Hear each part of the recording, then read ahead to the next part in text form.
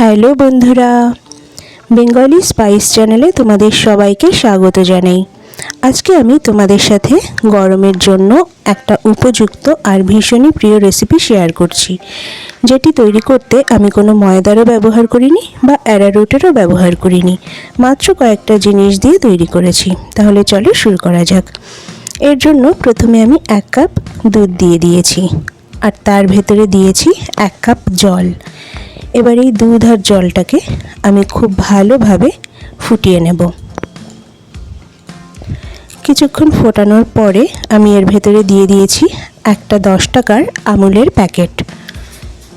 গুঁড়ো দুধটাকে ভীষণ ভালোভাবে মিশিয়ে আমি দুধটাকে ফুটতে দেব। আর এর ভেতরেই একটা বাটিতে আমি নিয়ে নিয়েছি 1 চা চামচ গোবিন্দভোগ চাল। সেটাকে আমি খুব ভালো করে জল দিয়ে ধুয়ে নিচ্ছি। আর এই চালের সাথেই নিয়ে নিচ্ছি আমি কয়েকটা চিনে বাদাম। এগুলো কাঁচা বাদাম, ভিজিয়ে রেখেছিলাম, খোসা তুলে নিয়ে নিয়েছি। আর নিয়ে নিচ্ছি কয়েকটা কাজু। এবার এই সমস্তটাকে আমি গরম দুধের ভেতরে ভিজিয়ে রাখব প্রায় 10 মিনিটের জন্য।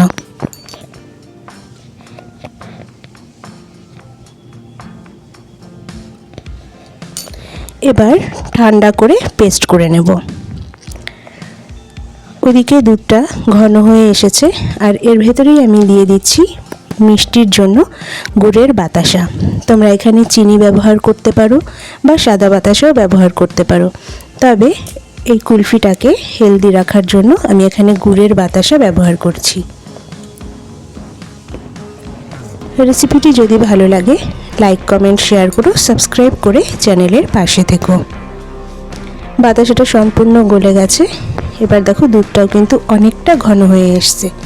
এবার এই ঘন করা দুধের ভেতরে আমি দিয়ে দেব কিছুটা এলাচ। এখানে আমি 4-5টা এলাচের বীজ দিয়ে দিয়েছি। এখানে চাইলে তোমরা বীজটা গুঁড়ো করে দিতে পারো, তবে আমি এখানে গুঁড়ো করলাম না, কারণ পরে কিন্তু এটা গুঁড়ো হয়ে যাবে। এরই ভেতরে দিয়ে দিলাম পেস্ট করে রাখা বাদাম ও চাল। এটা দেওয়ার সাথে সাথেই গ্যাসের ফ্লেমটা লো করে নাড়াচাড়া করতে থাকবো। আর দেখতে পাবো কিছুক্ষণের ভেতরেই কিন্তু এই মিশ্রণটা অনেকটা ঘন হয়ে এসেছে। দেখো মিশ্রণটা ফুটিয়ে নিয়েছি আর মিশ্রণটা কতটা পরিমাণে ঘন হয়ে গেছে। এবার এই মিশ্রণটাকে ঠান্ডা করে নেব। মিশ্রণটা ঠান্ডা হয়ে যাওয়ার পরে দেখো কতটা ঘন হয়ে গেছে। এবার এই মিশ্রণটাকে আমি একটা পেস্ট বানিয়ে নেব, স্মুথ পেস্ট বানিয়ে নেব।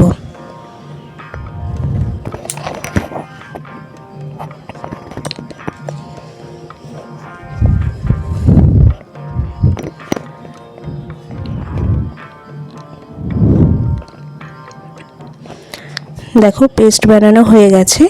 এবার আমি এগুলো কুলফির জন্য বসিয়ে দেব। তার জন্য আমি প্রথমে একটা গ্লাসে বসাচ্ছি আর বাকিগুলো আমি কাচের বাটিতে দেব।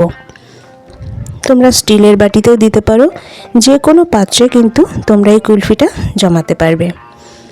এবার গ্লাসের উপরে আমি কাগজ চাপা দিয়ে তার উপরে দিয়ে দিচ্ছি 2টো কাঠি। এখানটাতে কাগজের বদলে কিন্তু ফয়েল পেপার ব্যবহার করতে পারো। আমার কাছে ফয়েল পেপার ছিল না, তাই আমি কাগজ ব্যবহার করছি। গ্লাসটা রেডি হয়ে গেছে। এবার বাটিগুলোকেও আমি মিশ্রণ ভর্তি করে রেডি করে নেব। এই কুলফিটা জমানোর ক্ষেত্রে রাতেই বেশি উপযোগী, কারণ রাতে বারবার আমরা ফ্রিজ খুলি না। তো রাতে শোয়ার আগে যদি আমরা কুলফিটাকে সেট করে ফ্রিজের ভেতর রেখে দিই, তো সকালবেলা উঠে দেখব কুলফিটা কিন্তু পারফেক্টভাবে জমে গেছে।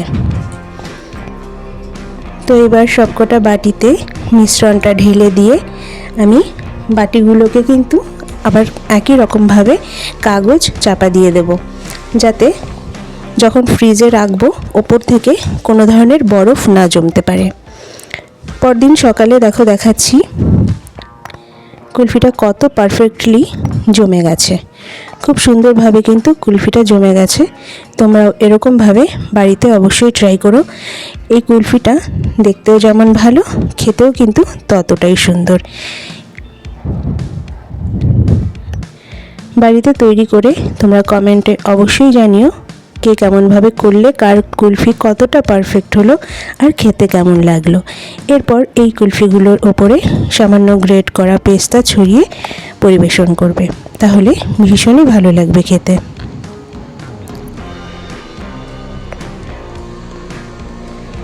যারা যারা ভিডিওটা এতটা পর্যন্ত দেখলে সবাইকে অসংখ্য ধন্যবাদ।